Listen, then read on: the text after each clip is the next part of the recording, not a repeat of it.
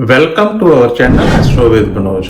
आज हम आपको बताएंगे कि 2025 का साल मिथुन राशि वाले जातकों के लिए क्या लेकर आया है। हम आशा करते हैं कि मिथुन राशि वाले जातकों के लिए ये साल खुशियों भरा रहे। इस साल के शुरुआत में ग्रहों की दशा मिथुन राशि वाले जातकों के लिए कुछ इस प्रकार रहेगी। मंगल इस समय आपके द्वितीय भाव में गोचर कर रहे हैं, केतु आपके चतुर्थ भाव में, बुध आपके षष्ठ भाव में, सूर्य आपके सप्तम भाव में, नवम भाव में शुक्र और शनि, दशम भाव में राहु और द्वादश भाव में बृहस्पति आपके गोचर कर रहे हैं। 2025 में ही शनि, बृहस्पति और राहु तथा केतु का गोचर में परिवर्तन होने जा रहा है।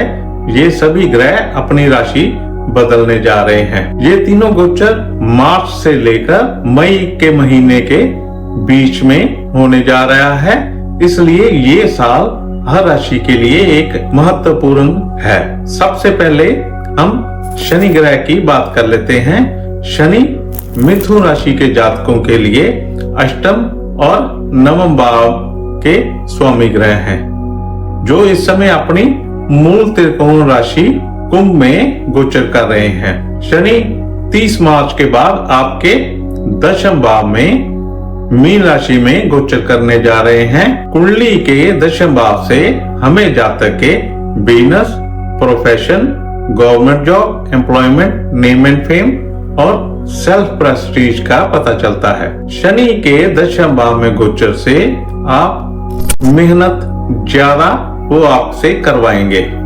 अगर आप जॉब के लिए प्रयास कर रहे हैं तो आपको जॉब मिल जाएगी। शनि यहाँ पर बैठकर आपको बिजनेस में नई अपॉर्चुनिटी और एक्सपेंशन, नई मशीनरी फैक्ट्री के लिए भी आपको दिलवा देंगे।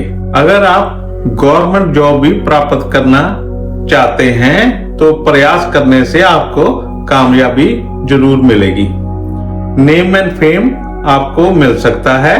शनि की तृतीय दृष्टि आपके द्वादश भाव पर, सप्तम दृष्टि आपके चतुर्थ भाव पर और दशम दृष्टि आपके सप्तम भाव पर होगी। आपके खर्चों में वृद्धि दर्ज होगी।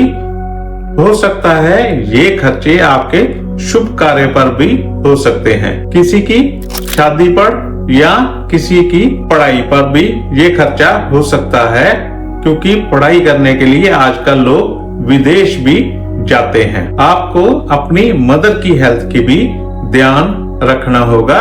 जीवन साथी के साथ कभी कभी मिसअंडरस्टैंडिंग भी हो सकती है। किसी बात पर दोनों में बहसबाजी हो सकती है, आपको इससे बचना चाहिए। बृहस्पति इस समय आपके द्वादश भाव में शुक्र की राशि वृषभ में गोचर कर रहे हैं। 15 मई से पहले अगर आप कोई नया घर या गाड़ी लेना चाहते हैं तो उसमें आपको कामयाबी मिलेगी। रोग, ऋण, शत्रु से भी आपका बचाव होगा।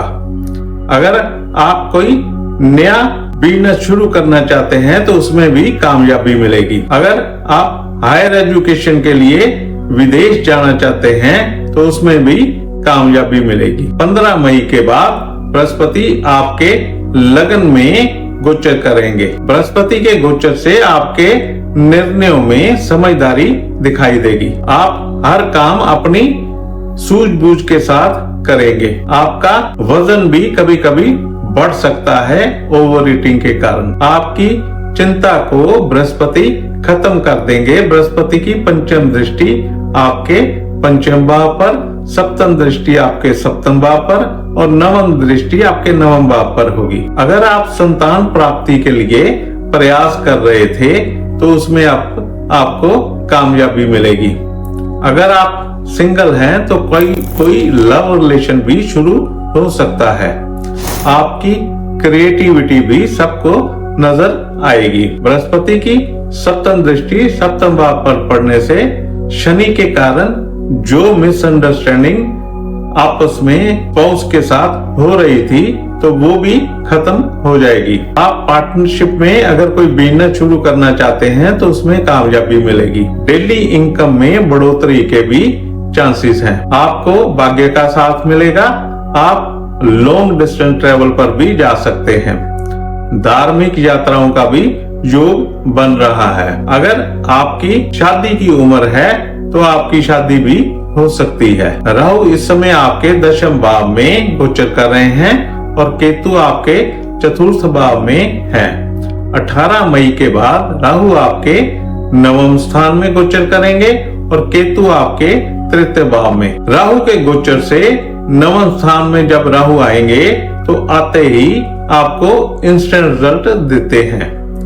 जब तक बृहस्पति की दृष्टि नवम भाव पर रहेगी, राहु आपको ज्यादा परेशान नहीं कर सकेंगे। बृहस्पति के राशि परिवर्तन से ऑलमोस्ट 1 साल के बाद आपको थोड़ी परेशानी राहु जरूर दे सकते हैं। तब आपको भाग्य में कभी कभी कमी महसूस होगी और पिता के साथ संबंधों में भी तनाव होगा।